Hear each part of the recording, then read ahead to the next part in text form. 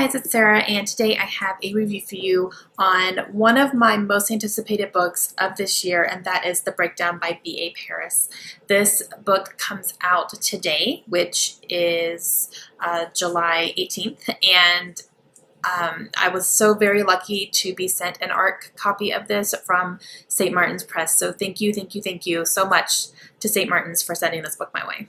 So this book is an adult psychological thriller, and it follows our main character, whose name is Cass. She is a woman in her 30s, and she is married and is working as a school teacher. So Cass attends an end-of-the-year school party at her work, and just as she's leaving to drive home, a huge storm hits, and it's very dangerous road conditions driving home. So in order to get home faster, she takes a little shortcut that's through a wooded area that's right by her house, so she's just trying to get home faster.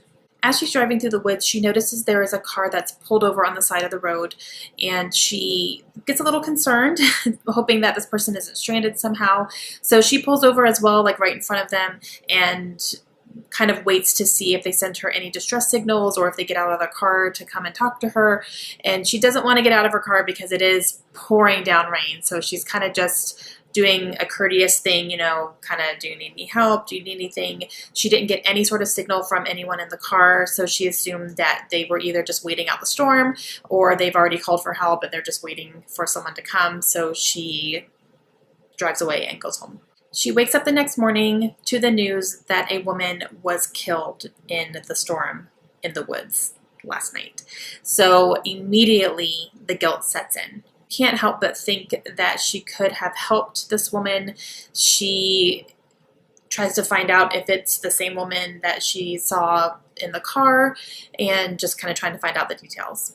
As she's feeling guilty, she starts realizing that she's starting to forget little things here and there. Some of her short-term memory is not very good. She's just forgetting little things, you know, making plans with people and forgetting, and just little things here and there, and it's starting to really concern her. Then she starts receiving really strange phone calls that she can't explain, and she keeps getting this overwhelming feeling that she's being watched.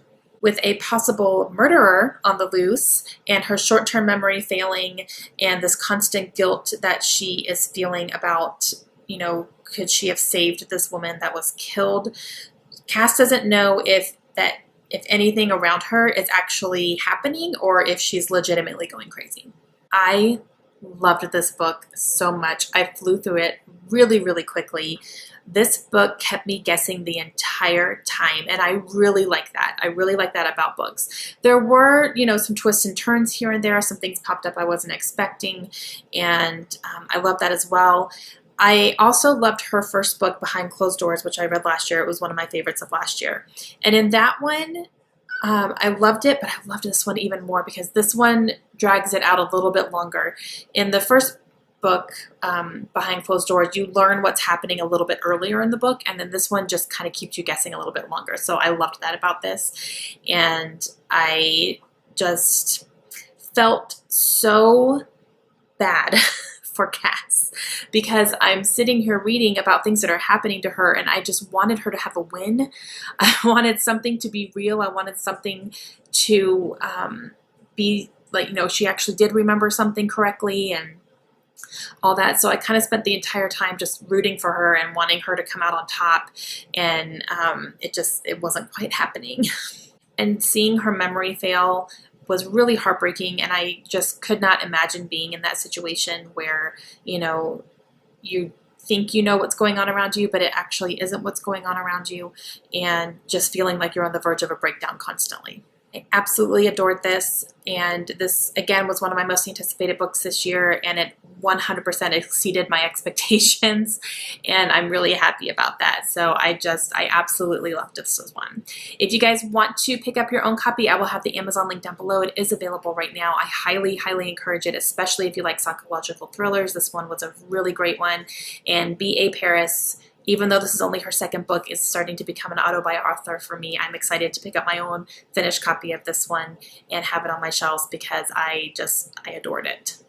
So again, thank you to St. Martin's Press for sending me an early copy of this, and I hope you guys will pick up your own copy as well. I highly, highly recommend it.